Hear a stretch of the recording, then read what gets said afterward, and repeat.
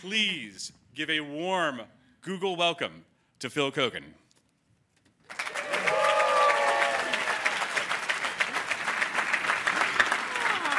I wore the same watch today. Oh, nice. Yeah, the lucky watch that was there at the finish line for you guys. That is a lucky watch. Great. Well, thank you so much for joining us today. We're really excited to have you in our office. We got to be in your office for 3 weeks as we filmed, and now you're in our office. So is everybody called Googlers? Is that what you're called? Right. Well, thanks for having me. So for those of us who have maybe not seen the show and just pretend to see the show, can you do a quick recap of how the show works? So the show's now been going 17 years, for those of you who haven't seen it, and 29 seasons. We just went to air with the 29th season. And essentially the idea is that normally we have 11 teams of 2 in pre-existing relationships, grandparents, best friends, husband and wife, engaged couples, brother, sister, whatever that combination is, they're in a pre-existing relationship, and then they race around the world following a series of clues from country to country. The slower racers get eliminated along the way until we end up with the fastest three teams. Or sometimes we actually had 4 teams running on the last leg. And then they race to the finish line to win that $1 million prize. This season, we just changed things up to, that's just to mess up my explanation about how this all works. Normally it's 11 teams of 2 of people who know each other.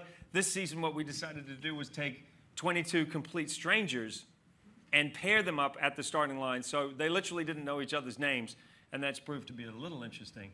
You've seen the season so far? Of course. Yeah, well, I know, I just wanted to check. I thought maybe after you won, you thought, all right, we won, we're out of here. We're gonna watch something else. Now it's The Voice we're gonna watch or something. We do watch that too.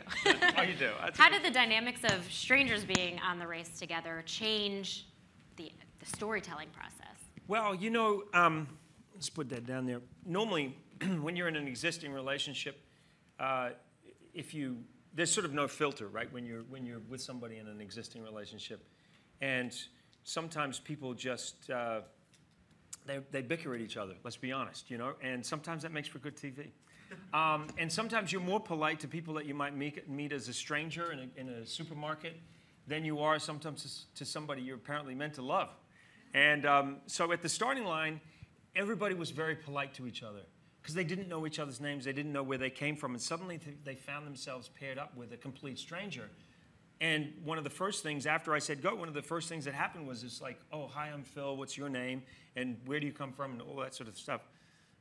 But the show is shot 12 shows in 21 days, and it's a pressure cooker, as you know. And so it took about 80 hours before it went from being polite to strangers, or the stranger that you were with, to no filter. Listen, dude, this is a team. This is a team. I don't know how you operate ordinarily, but I will not be spoken to like that. You will pull your head in, and I'm as much a part of this team as you are, and so we need to work together. And some of the people that have been paired up are people that you would just normally not, like, they would not normally choose to be with a person like that. This is like the unwanted relative that you have to have at Thanksgiving, who says all those obnoxious things and spills food all over themselves, and the only reason that you have to get together with them is because they're family and it's Thanksgiving. So some of the pairings work, some of the pairings don't work, and the end result is we end up with a great show. That's great. Makes for entertaining TV. So over the 29 seasons, you've raced 1,068,000 miles. I did not know that. Yeah, I just did the math for you today. Wow, I love that. So Google Maps obviously covers the world. How do you think Google Maps plays into the Amazing Race? Well, Google Maps is, I mean, I'm a huge, huge fan. I have a great story about that when we talk about my film and how I used Google in general, just the technology. But think about how much technology has changed since Amazing Race first went to air. You know, we had our first show in 2001, and you could travel the world, and you could hide away in countries, and people wouldn't know where you were. And now people are like live broadcasting us running through the airport. And that's just crazy, right? I mean, it's like people have their own broadcasting capabilities. And people can obviously use Google. If they get access to a computer, they can look up certain things. And I do believe that might have been something you might have done in your time? Looked up a few things in Google? Yes, actually. Yeah? Tell the story. So we have a few points in our race where we definitely use Google Maps to get us from point A to point B. The one time we didn't, we used this random Dutch website. We got super lost, and we lost the cars. That we went from first place to third place and lost those cars. Bummer. But it actually helped us in the very final leg that you saw here. We raced 6 years ago. Before. Has it been that long? Yeah, it was that long. And you've had 2 children since then, right? Yeah. We have had. Time flies. I know. I was in my 30s when we started the show. Now I'm. Now you're 35. Now I'm not in my 30s. I'm a little older. And you got 2 kids. How'd that happen? Yeah, so it was the age of flip phones. And so we texted Google the clue to the final pit stop, and it texted us the answer. It was Don't awesome. you love that? Yep. Yay for Google. Is that why you ended up working here? Because you figured you got to give back? You gotta pay back? I think it helped us This is your win. debt. It worked out. Now I give my service to. Yeah, no, I'm a big fan, and this film that I shot, you know, I reached out to Google and Google Maps, and hugely helpful. I mean, it's just changed the way that we see the world, because I love maps. I really love tactile maps. You know, I love putting them up on the wall and looking. But there's something amazing now just about being able to drop in and really explore a place before you get there, and it's sort of the trip before the trip that you can now take. Also, just writing the scripts for Amazing Race. I'm constantly on Google to look up fascinating facts and figures, real facts, not false facts, to put into the show. You know, just the audience love the little facts that we give along the way. So I'm always looking for the really interesting ones, like how many thousand islands there are in Indonesia, and you know, people are always surprised by that, and fascinating facts about the deepest lakes and all those sort of stuff. So I like it. That's great. That's great. So take us actually to the production room. So there's lots of conversation that happens before you plot out the show and actually go and film. Take us to the table where you're having conversation with Bertram, Elise, whoever else is in the room. Well, yeah, I mean, Bertram and Elise, you know, they work with a fantastic team, and Bertram takes the first hand at sketching out where he wants to go. And then from there, everybody supports him and looking for great stories and great ideas, supported by a really great group of people. And what's good about the show now being on as long as it has, a lot of people have come to us, inviting us to come to their countries too. And then ultimately, CBS is the one that signs off on not only where we go, but who we have on the show. So Les Moonves still has, Les Moonves, for those of you who don't know, runs, I mean, the guy is very successful, but he really does take a hand on everybody who goes on the race, and then ultimately CBS signs off on the route that we go to. Do you say route or route in America? Route? Tomato, probably tomato, both. tomato. What would you say, route or route? Route. So Les Moonves signs off on the route that we take, and then from there we've been to some just incredible places. And what I love about our show is, you know, unlike a stage show or so many shows that are on television, the background is always different. You know, you never see the same background twice on Amazing Race. It's harder, I think, for other shows, whether they're stage shows like, you know, a singing competition show. I think it's harder for them to stay fresh season after season, just because, for one of the things, just because the stage is the same. And they can change the lighting and do a few things there, but we have the ability to really radically change the look of the show, not only by where they go, but what they do. And of course, like all shows, we change the people who come on every season. So let's talk about the different locations. You had mentioned it's like traveling before you travel, right? When With the research, you mean? Yes, with the research. So talk about, in today's political climate, where people maybe don't feel as comfortable traveling the world, how does Amazing Race play in that conversation? It's a really good question.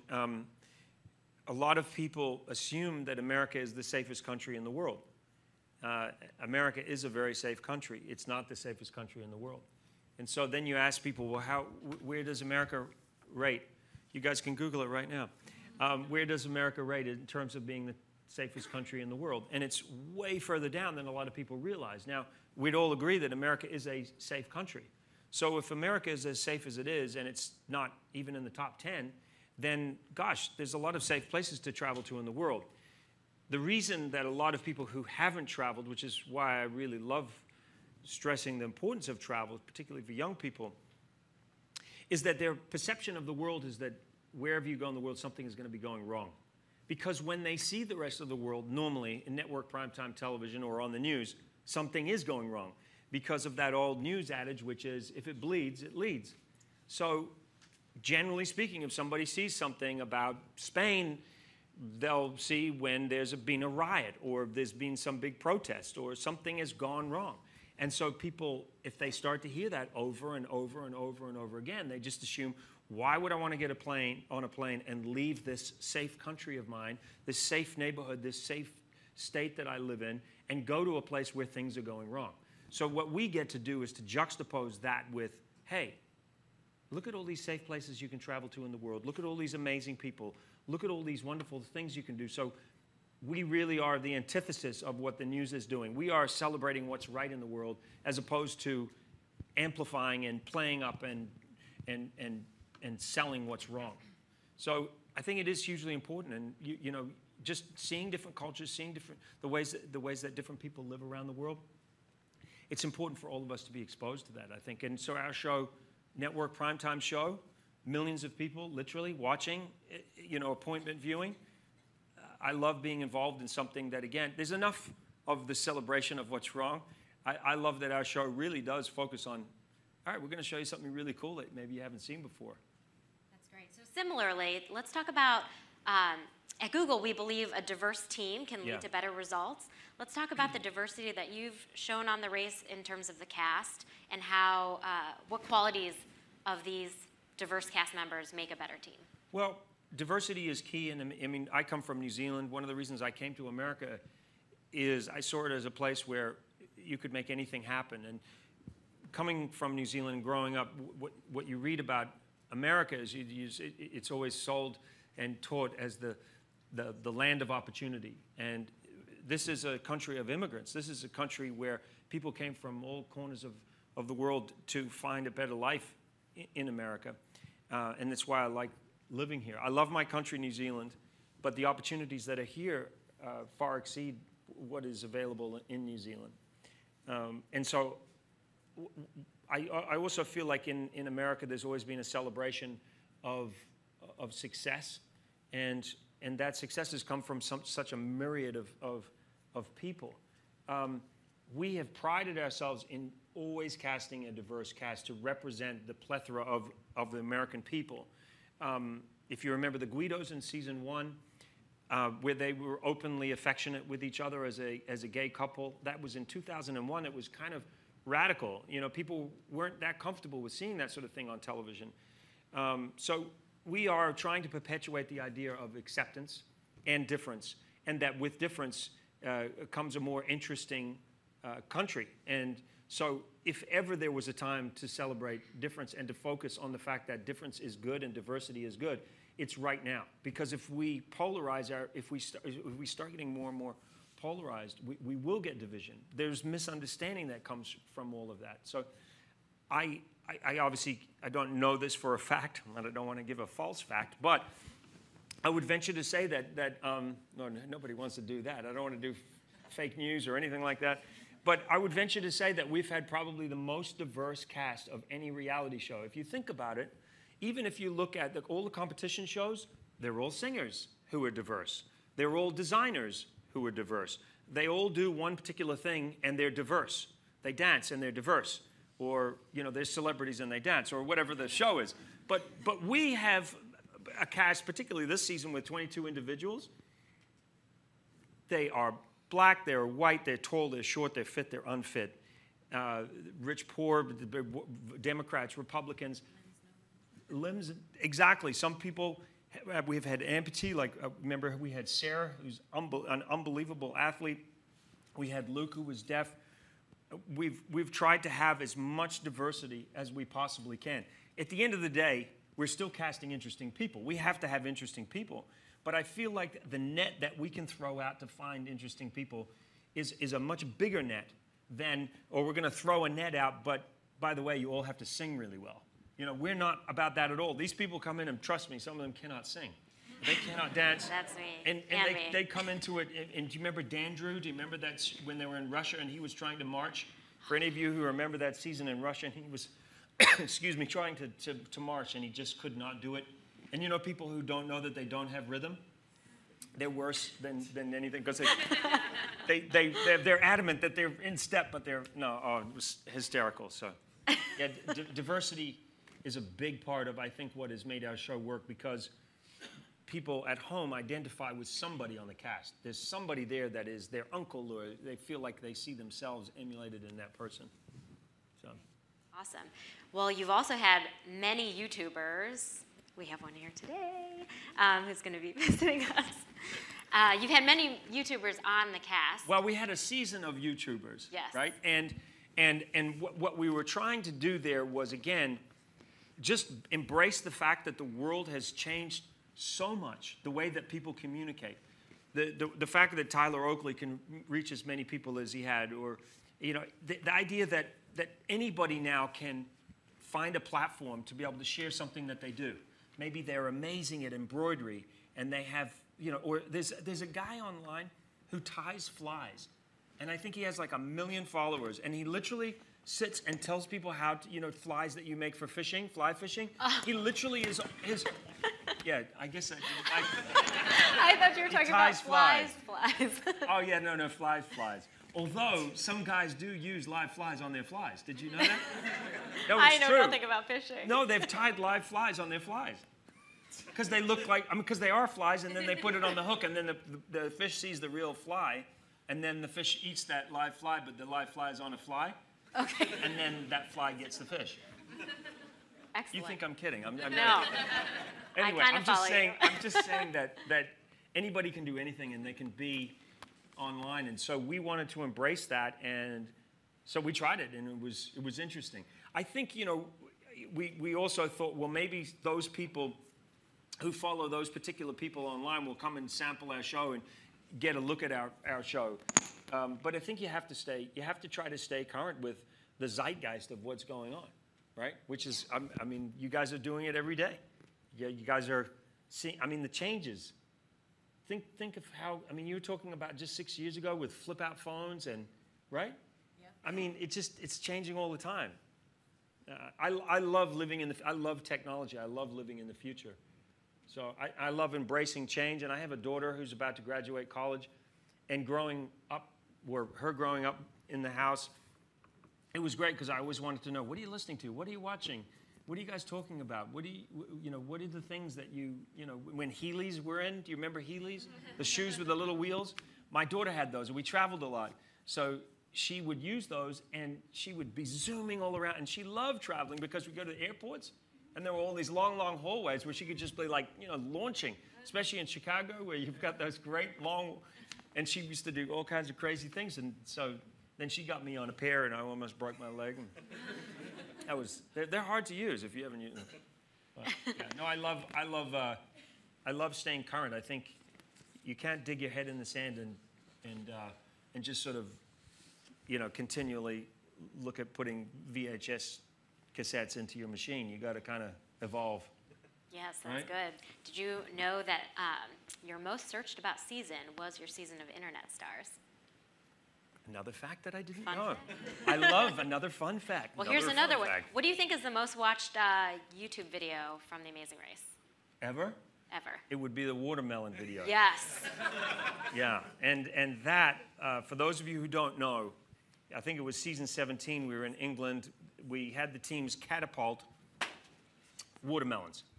And these watermelons were on like a giant, we used it with like a giant catapult system going back to the old medieval times. It was sort of designed on one of those old catapults. Anyway, we had a team, and they were from a home shopping network, right? Am I right? Yeah, So anyway, they put, yeah, Brook and Clear, that's right. So they got the watermelon, put it in a little leather pouch with the big rubber bands, and they pulled it back and pulled it back. She's pulling and pulling, and then boom, she lets it go. And somehow the watermelon went out, and the piece of leather flipped around the watermelon, and then with all that force, boom, and came right back, hit her right in the chin, and you just see her like reel backwards. And that video went to like 1 million views. 11 million. Well, in the day, it went to 1 million. It's now 11? It's 11 million. Okay, that's So one time was probably substantial. enough for Claire. 11 And that was million an is old the video. internet. Had that happened today, Right. that would be like a 100 million view video. But I mean, and quite frankly, we were really lucky that she didn't get hurt. Yeah. But that's one of those anomalies that you just, made for good TV. Though, didn't it? It's like, are you okay? Okay, great. That was great TV. Don't do it again. Keep going, yep, but I'm sure she did not want that hitting her face 11 million times. The slow-mo is the best if you go back to YouTube and watch the slow-mo. Oh, yeah, you're sick. You watched that in slow-mo? It's so fascinating. It is the watermelon fascinating. I did watch it in slow-mo, too. It's like... Yeah. That's awesome. So the show films over each episode's a couple of days. Yeah, so it's on 12 shows in 21 days, And which a lot of people don't realize it's nuts. I mean, you think about that. Right now we're on episode 3. Mm-hmm. So those teams, those strangers, have known each other about 85 hours.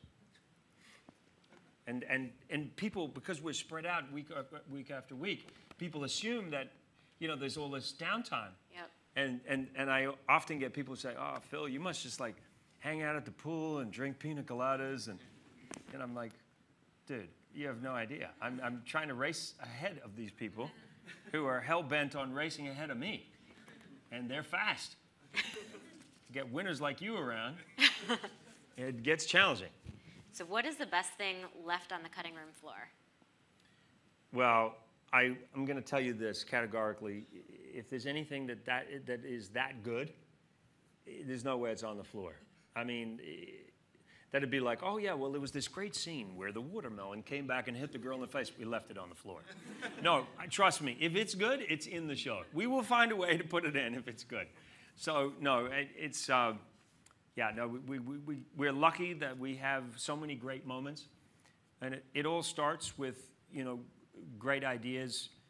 And the great ideas filter down from the top, from Bertram and his vision of what he wants, and then other people injecting great ideas into the show. And it's a huge collaboration, because it's one thing to have an idea for something.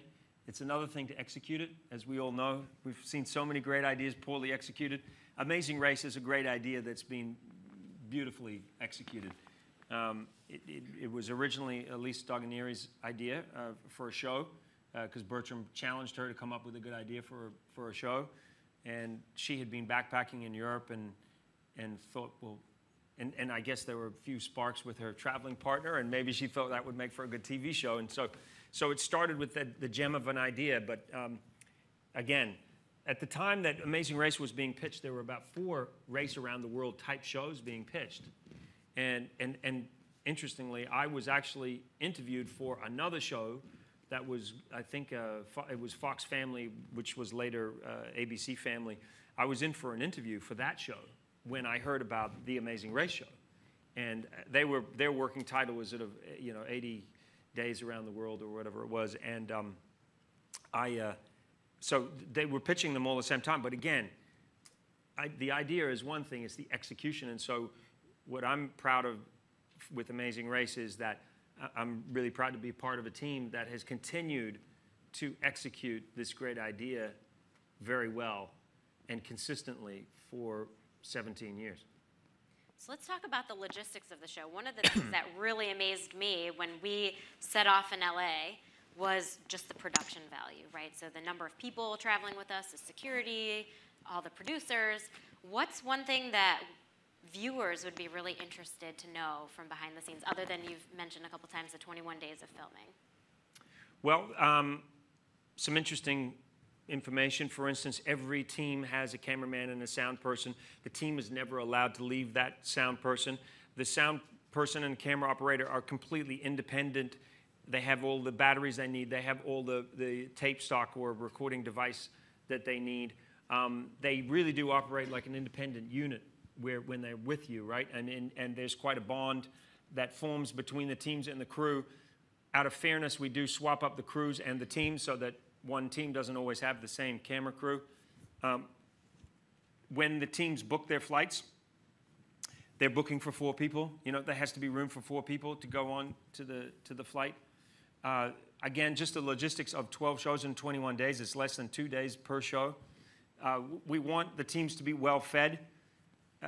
So we do feed them at the pit stops, and you know, we want them to be highly functioning human beings. Every 2 days, we were not well fed. Really? Well, I really remember Jeremy eating someone's hamburger from the airport cafeteria. He just stopped someone and said, "Are you going to finish that?" And he ate their burger because we were starving. the other thing you should know is that Amazing Race is a great diet plan. So It is. Look how skinny I was in the yeah, end. now if you want to lose weight, you can come in at 200 and you'll leave at 100. Yeah. Okay. Well, we try to feed them really well at the pit stops. At the pit stops, we get fed really well. Yeah, and then you get to Stuff sleep. our pockets. Yeah, you get to sleep. Like 6 hours before your next interview has to Okay, start. well, we get to sleep less than you, actually. Oh, Just man, saying. really? Oh, yeah, as crew, I mean, yeah, absolutely. So I always say that the experience that you guys have is kind of like doing interval training, where you sprint like Yes. crazy and then you Okay. stop down. And then you sprint like crazy and stop down. So for us, it's just nonstop. So only 3 teams go from the beginning to the end. We as production, obviously, we go from beginning to end, the whole thing. And as soon as we're finished with the teams, then we're already on to trying to get to the next place to start shooting to stay ahead. And one of the reasons that I started doing those live updates that I do, which I wasn't doing when you were there, No. but one of the reasons I started doing it was I was always just trying to stay ahead of the teams to explain the challenges, so I had to go everywhere they went. But a lot of times the teams would turn up and then I would have to get out of the way. So I was like so frustrated that I was missing, a lot of explaining to the audience that I just said, all right, just roll with the team running through, and I'll just say, Ernie and Cindy are the first to arrive at this detour, and what they have to do is X, Y, and Z. So that's where those live events came from. And then I had one shot to get, the audience loved the idea that I had one take to get it right. But, there are times, in the history of Amazing Race, when the Globetrotters were on in season 18, I think it was, we were in Prague. Was that? No, it was 17, I'm sorry. We were in Prague, and I was there in Prague at the pit stop for about 5 o'clock for the first team. I saw the sunset. I waited all night. I saw the sun rise, and the Globetrotters arrived in the daylight after I had been on a mat. And that was all we had, was a mat on a piece of grass out on the end of a little island in Prague. And I was out there for about 16 hours or whatever it was total to wait for them to eliminate them. But that was not the record. The record was season 11, when I waited for the Guidos for 19 hours. I was at the pit stop outside in the snow. You don't get to go into a warm tent or van or? No. There's some situations like when we're in the Botswana, we were in the salt pans in Africa, and there was no respite. The only respite you got from the sun was an umbrella, and we were out there for about 12 hours. So you get cooked, and there have been times where I'm still waiting for the last team to come in, and the first team has gone on the next leg, which just throws everything into chaos. So we never shut down. Like this season, for instance, is typical that we won't get to a hotel for the first 6-7 days. So this season, for instance, I never got we left Los Angeles. We flew overnight to Panama. We shot all day. We flew overnight to Brazil. We shot all day. We flew overnight to Africa. We shot all day. And so we were up to day 6, and we still none of us had been to a bed. So a lot of times I get home and people say, Phil, you look like crap last night. I saw the show, you look so bad. and I go, yeah, I know. And they go, you look just like a wreck. And I'm like, yeah. So, of course, it's just me, a cameraman, and a sound guy. I don't have a makeup person or anyone looking after me. And occasionally the crew will forget to tell me that my hair is sticking up on some weird angle. And I wash my hair on the road when I don't get to hotels. So I carry with a little thing of Johnson & Johnson shampoo, which is very gentle on the scalp. I use that when I'm traveling. So I have crazy photographs of me having my hair washed outside the Terracotta Warriors in China, it's it's a really, really tough gig, but it's a great gig, and it's a gig that a lot of people, I don't know if they really understand. And then I write the scripts with one of the producers, Pat, before I leave. So then the script, then as we're going, everything is changing. So I'm having to write the scripts. So a lot of times I'm on a plane and I just want to go to sleep, but I'm having to rewrite scripts. Or the last show isn't written before we take off, and then I'm exhausted, and then I'm writing that on the last flight in to the end city, like what happened this time. So I'm not complaining, by the way, because I love it. I'm just saying that is the gig. It's not 70 degrees in an LA studio, you know, doing some like a show where people sing. So I shouldn't complain about our eating every 2 days. No, you should complain because it's no. I'm not saying I'm not comparing it that way because I think it's tough. I think it's just a tough gig. It's tough for the racers. It's way tougher than people realize. But I also think that a lot of people who are not who haven't been out, they don't understand just also how hard it is for the crew. I mean, you think about the crew running around after you guys and what they do. It's pretty crazy. Are you getting a shot there, Ernie? Here, there you go. All right. So if you could host any other show, what show would you host? I like my show. I like this show. I do. Not even like the Emmys or The Bachelor, all your pretty ladies. That's the last show I'd want to host. I find it so depressing. Oh God, I just watch what some people do, and I just think, oh no, please don't. Oh, don't put that on. I find it like I really feel myself cringing for them. I'm just, oh no, don't do that. No, don't. No, I think maybe, you know, reality shows that I really like. I love, has anybody seen Chef's Table at all? Beautifully shot, beautiful show. I love Anthony Bourdain. You know, he's, some people, you know, really love him. Some people don't get him, but I like him, and I like that show. I find it fascinating. Ironically, every time he does anything to do with food and cooking, I can't watch. I don't like it because my pet peeve is watching people eat on TV. But you make us eat. Well, we didn't eat in our season. Well, that's where it's a challenge. But the thing I hate more than anything is when people eat on TV and then they do the whole, oh, that's good. It's like, no. And what I love about Chef's Table is they don't, if you look at it, they don't show people eating. It's all about the story behind the food, behind the person, and the passion for the food, and they prepare the food, and they show the food, but they don't do the gratuitous, like people just eating food.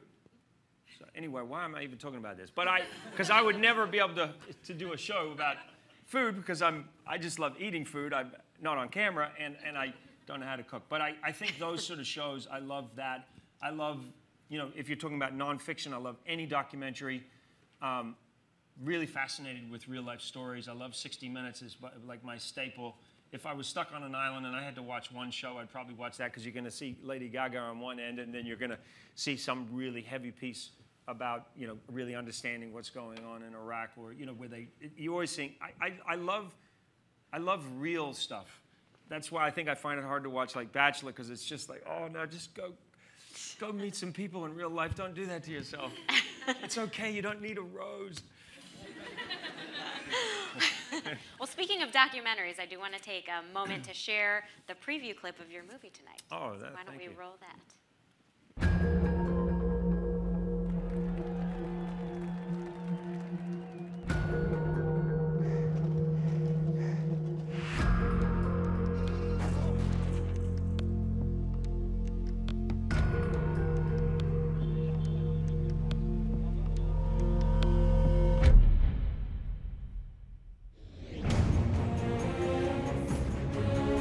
This is a story about courageous underdogs, the first English-speaking team to compete in the Tour de France. I don't know why people want to take on these challenges, but I really believe that. It's only by pushing yourself to the borders of suffering and discomfort that you really find out who you are. This is an insane idea, but what about if you actually go back and you retrace every mile? This is the dream team. My buddy Ben, Highway Patrol Officer Greg, and ace shooter Scott. These races were meant to be like the last man standing. I don't think you know what you're letting yourself in for, and if you did, you wouldn't do it. I'm going to try to make this ride as authentic as I possibly can. My bike feels like it's gonna blow to bits. You can't ride that, you'll kill yourself. To ride a 1928 bike along the same roads while sticking to the same schedule, is that even possible? This way or this way? No, this way. One more This way. Yes. Oh, we're going that way? Yes. Okay, so turn around this way.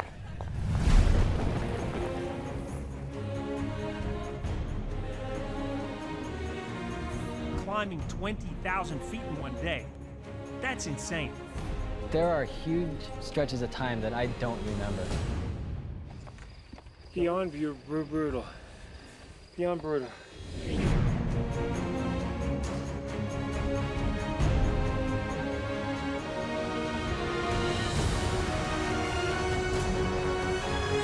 Man, do I have some respect for the riders who rode in 1928.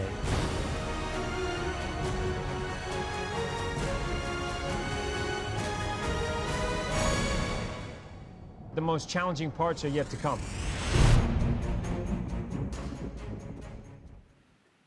Awesome. It's a long ride. So tell us a little bit about the movie. Where did you get the inspiration to do this movie? Well, I love stories about underdogs. I think that's why I always root for the underdogs on Amazing Race.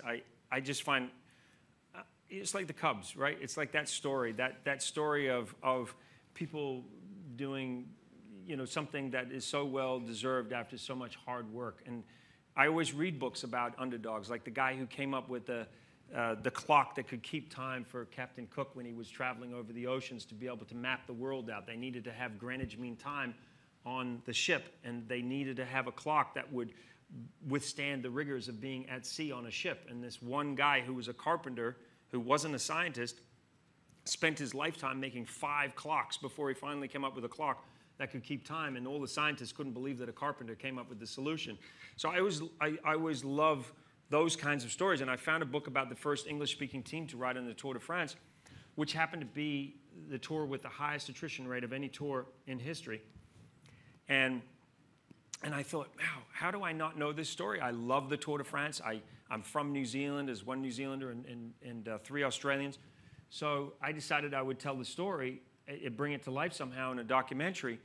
And of course, all those riders are all gone, and all the people who remember those riders and remember that time, they're all gone. And so I thought, rather than telling the story in a traditional documentary style where I would be on the outside and show a whole bunch of archival footage and tell the story, researching and being more of a spectator, if you like, if I put myself in the story and I rode a 1928 Tour de France bike that weighs twice as much as a modern bike that has no gears, I went over every single road, I went to every single town and over all the mountains, I could have a different perspective, and we could juxtapose 1928 with when we rode it in modern times and try to bring the story to life. And it's one of the more stupid things I've ever done, but it's because you cannot take on a physical. We were riding an average of 150 miles a day. We had 7 stages over 200 miles. We had one day that took us 23.5 hours. And the idea of trying to take on a physical challenge like that while you're making a movie is just not a good idea. However, I mentioned before that I love technology. I love new technology. Sony heard that I was going to do this. I have a good friend at Sony. And they said, listen, would you like to try out our brand new F55 4K camera on your documentary? And no documentary had ever been shot in 4K with an F55 camera at that point. So I said, absolutely. And then Angino, which is a French lens company that make beautiful lenses, they loaned us $400,000 worth of beautiful French fast lenses. Really, for any of you who know about photography, super fast lenses that allow you to shoot in really low light conditions. So we had this incredible technology. And then one of my best friends, who I've known for 30 years, way before Amazing Race, but he ended up working on Amazing Race. He's this incredible shooter. When I rode across America to raise money for MS a few years ago, he sat on a motorbike backwards for 3,500 miles. And I called him up and I said, hey, Scott, I got a great idea. We're going to go around France. We're going to retrace the 1928 Tour de France. How would you feel about shooting that? And he goes, do I have to sit on a motorbike backwards to shoot that? And I went, yes. And he went, okay, I'm in. So he's seen America backwards, and he's seen all of France backwards. And so we shot this film, and we couldn't get funding in the beginning for it, so it's all self-funded. It took 5 years to make. And the Google connection here with the film, if you saw in the trailer, where we come zooming in out of space and we go into the Arc de Triomphe on the end of the Champs-Élysées. So Craig Manning, who works in worked for Google in New York, and now he's working on another project in conjunction with Google. I called him up. He's a fellow New Zealander, and I said, listen, I'm using Google right now to retrace the 1928 Tour de France, and I'd love to use one of your maps to fly into the Arc de Triomphe. Can you help me? So he hooked me up with some guys in Boulder, where my daughter is at university. So I went to the Google office in Boulder, and then I worked with a guy there. And then there's 2 maps in the film that you'll actually see, and we rendered them all to be able to match 4K, so that the quality is really, really good. The other Google connection is I decided that I really needed to have aerials of France in order to bring this to life. And so I went on Google Maps, and I'm starting to fly around on Google Maps. And what I realized was that I could actually fly, because I didn't have a whole bunch of money to spend on helicopter time. I could fly at a certain speed from point A to point B and save KMZ files of each of the plot points and work out where I wanted to shoot the Col du Aubisque. I wanted to be 500 feet off the ground. I want to be in this position right here to get the mountains at that level and the Col du Aubisque and see the road. And so I saved all these KMZ files. Then I gave all of those files to the pilot. I said, and then I made a video of the route, and then I put it all in electronic form, give it all to him. He pulled it up on his computer. We got the helicopter out of Spain to fly across the Pyrenees into France, and he literally just followed the KMZ files that I made in Google Maps, and then he knew exactly, I didn't have to explain to him, go a little lower, go a little to the right. He had the exact spot. So I did all of that in Google Maps before we got up in the air and we're burning expensive helicopter fuel. So saved me a tremendous amount. And then just recently, I did a project for the Smithsonian Channel, which is all aerials of New Zealand, every single shot, an aerial shot of New Zealand. And I did exactly the same thing. And I went and I was able to see exactly where and how to do it, and it's all because of that technology, which is such a great tool now for filmmakers. That's great. So thank you. I don't know if there are any Google Maps people in here? No? We all use them probably. Yeah, great though, right? I mean, how awesome. Amazing. We are going to invite some of the other racers up here and do a quick Q&A with them, and then we will be open for questions from the audience. So, Ernie, do you want to come? Ernie, if you guys don't know, this is my husband from season 19. And we have from season 22, who raced with his twin brother. I did. And then we've got Kurt from season 28. He was on the Internet All-Star season with Brody. They play Frisbee. Yeah. All right. So we're going to do a lightning round of Q&A. Do you want to Sure. now ask us the question? All right. Do you want all of you to answer every single question? Yes, and we're going to go speedy. Okay. Favorite place that you went to on Amazing Race? Chamonix, France. Got it. We were in Jakarta. Jakarta was probably my favorite, in that cave. No, the cave was not. Scary. Is that scary? The cave was scary. Not your favorite place? It was a mass grave site, no? But that was awesome. That place in India. I didn't want to start an argument here, but this is great TV. What about you? It's Bora Bora.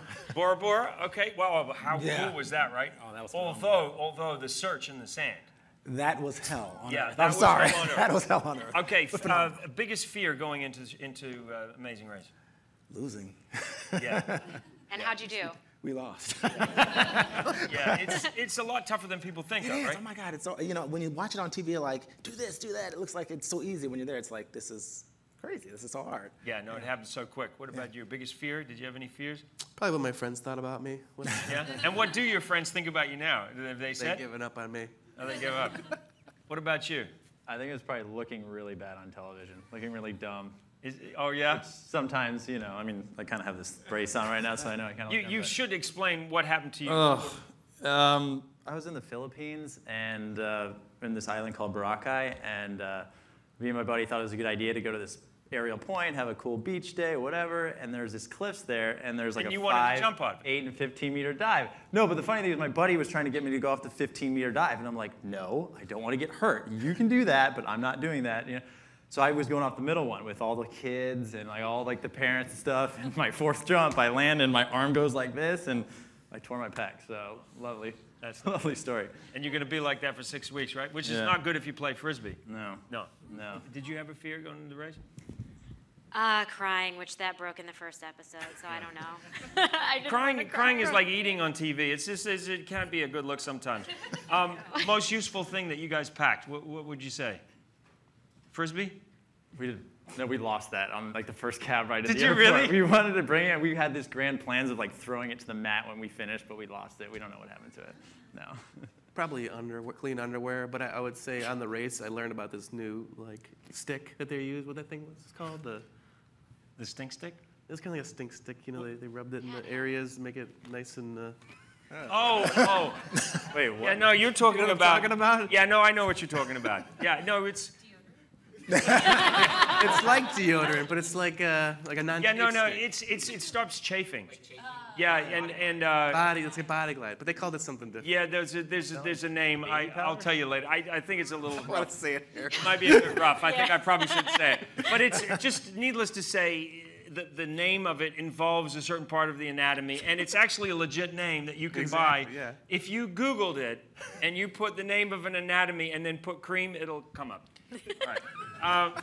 So what about you? That's gotta be. Oh, I'm sorry. Oh yeah. no, that's all right. Actually, it sounds strange, but like a compression shirt. It kept like all the sweat from actually going places. It's absorbed, and I'm actually wearing one now. lot of I've been wearing hygiene it since things, then. right? Yeah. Like, I guess you missed that, right? Frisbee's good for hygiene too. Yeah, toothbrush for sure. Toothbrush. I will say the least useful thing we packed was a compass because we didn't know how to read it. So what a waste of space in our bag. Yeah, compass, really. We got really lost. What talent would you have liked to have had to help you on the race that you maybe didn't have? Is there any talent? I think he was looking at you. I think language is the easiest thing. Yeah. You know, if I could speak it. We Like- tried to learn Russian, but That's tough. it didn't really work. Yeah. I know a guy who knows a guy who could teach you Russian. Let's do it. Google them. What about you? Swimming, obviously. Obviously, I'm not a good swimmer, and that's why we lost. Yeah, that was challenging though, right? It was challenging. It was But when you filled out the form to come onto the show, did they ask you if you could? They swim? did. And I can swim, but I'm not a good swimmer. Right. And when You they just- put you in the ocean, you're kind of like, I'm gonna die. Yeah. No, it's I get that. I mean, it's a fear for some people. That, Yeah. you know, they get in the ocean. Yeah. I was just talking to a guy who didn't learn how to swim until he was 36. Wow. And he said it was the biggest thing in his life to try to learn how to do that. Yeah, it's still kind of it's a big thing for me to help my kids in swimming because you know. You should just keep going at it. I'm going to. Don't give up. I'm going to. Don't give up. What about you? I think arts and crafts. I know it sounds silly, but we basically got eliminated because we got towards the back when I had to tie those little tiny like salt bags, and Yeah. my fingers couldn't really get around it. And then Brody building the kite really put us far back. So if we could just kind of build these But you're things not. a little- Let's be honest. You're not going to go out and do macrame classes or anything. Hey, for $1 million? No, but I mean now. It's not like you're rushing out to go do. Oh no. No, not doing arts and. No. What, with you, anything was there? I think the only thing is I wish I was a little taller. How would that have helped? Everyone was so tall in the race, and they could run faster because their legs were longer. They can climb those ladders faster because their arms were longer. It really was an inhibitor. Do you think we should standardize the height for all amazing races to make it fair? Might be a good one. But you won. Right? She still won. The tall people are probably saying, you know, I wish I was shorter. All right, what surprised you most once you were on the show? Like, what was the one thing that really surprised you The most? logistics. I feel like the moment we hit that first mat and everything just popped up, it was like bounce boards, cameras, everyone scooped on in. That was really amazing. Right, but the stuff you don't see behind the cameras, was there something that surprised you? For me, it was the pace. I Yeah. mean, you know, it was just going It's so relentless. fast. Just relentless. I was like, wow, this is Yeah. crazy. Yeah, it was definitely more about the production, going out there and just you were just left on your own. Like I thought there was gonna be more like scripted stuff. There's gonna be more like here's what you're gonna do. All right, blah, blah, blah. here's a And it was great like- dramatic moment. What I want you to see. They just drop you, and I'm like, okay, what do I do now? So what do we do? But you Here's guys this have all thing, been read on it. the show, and you will attest to the fact that we really pride ourselves in trying to make the race as authentic as possible. Right. You know, you hear people say, oh, was that fake? Was that scripted? Was that set up and whatever? No. I mean, we pride ourselves in, you guys are like our writers, you write the content, meaning whatever you do becomes the script, the transcript of the show, right? So we set up the circumstances and we throw you out there to go do it, and how you react to that stimulus is what creates the show. Yeah, but I just wasn't expecting that. But so. you know there are shows that do manipulate and we really pride ourselves in trying to make a fair race as much as possible, and man, one of the things I get the most from fans is they'll say, why didn't you say something to that team? Like when the 20s moved the money, do you remember? Mm-hmm. And there was a season where the 20s, and I didn't know. Like I don't see in real time what the audience is seeing, but they see this happen, and then they see me, and they think that somehow I'm meant to know like every little detail. I haven't seen it. It's all just raw footage at that point. So it's always, I have to explain to them, well, hold on a second. At the point when I was talking to them, first of all, I didn't know, but you've seen way more about what just happened on that leg than I have at that point. Right. Like later, yeah, I catch up, but. I think that's part of what makes the show so fun to watch, too, is, I mean, one of our episodes in Chamonix, our favorite, we had to go zip line to get that first clue.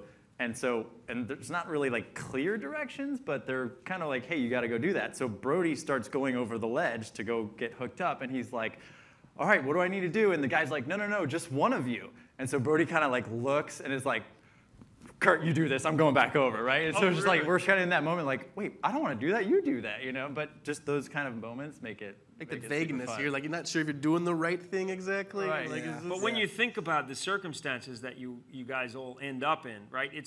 It takes a while when you get back to kind of process. Oh my God, we were in Chamonix and we were about to leap off a mountain, and it all for me.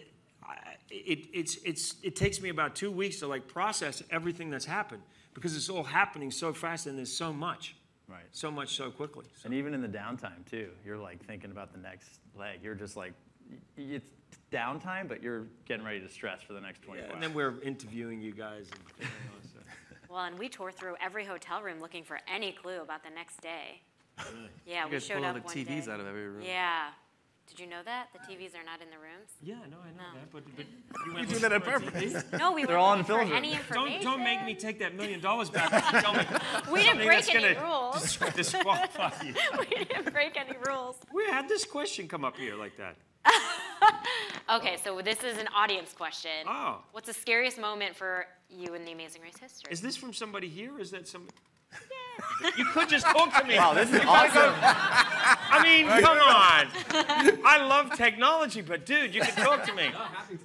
Yeah, what's your name? No, that was awesome. Charles. Okay, Charles is in the audience here. Charles, I love how you use technology.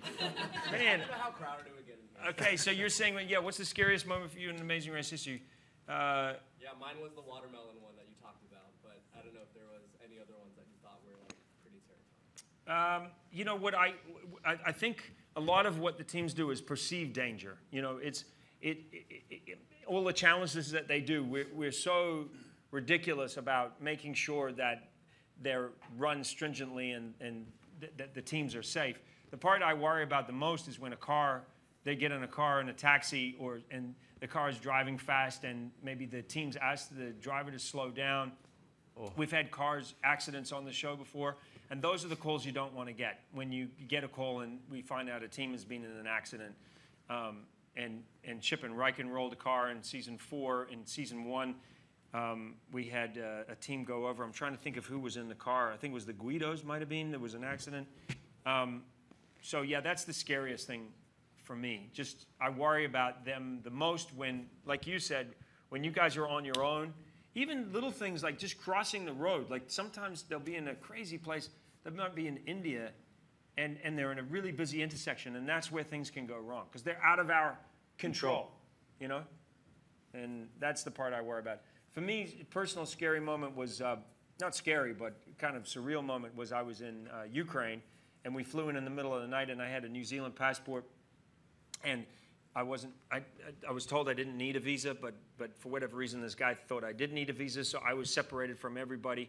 And the team, were going to be arriving the next morning, so I had a little bit of a head start on them. So I was going to be getting up early to go shoot all the introductions to the challenges before the teams came in, and we were expecting the first team to arrive at the mat at 10 o'clock in the morning. That was the estimated time. And anyway, they pulled me away. It was 1 o'clock something in the morning, and they took me to this little room and then left me there, and they didn't speak English, and I was like, okay. So I waited there, and I had a sense that there was something going on in the room, but I wasn't really sure, and there was light only at one end, and it smelled like people in there, but I wasn't sure. And there was 4 plastic seats with the handles that go over like that, you know, kind of like this. So I waited there all night, and I didn't have phone service, so I didn't know what was going on. And I thought, oh, I'm going to try to sleep. So I put my body through the plastic handles, and I lay along the plastic seats. And then the next morning, someone woke me up, and I looked, and I realized I was trapped in the seat. And then I looked back, and then I saw the room. There was all this light, and there were a whole bunch of people in there, and I had been sleeping. I didn't realize that there were like 50 people in the room. And then the guy says, you know, come with me.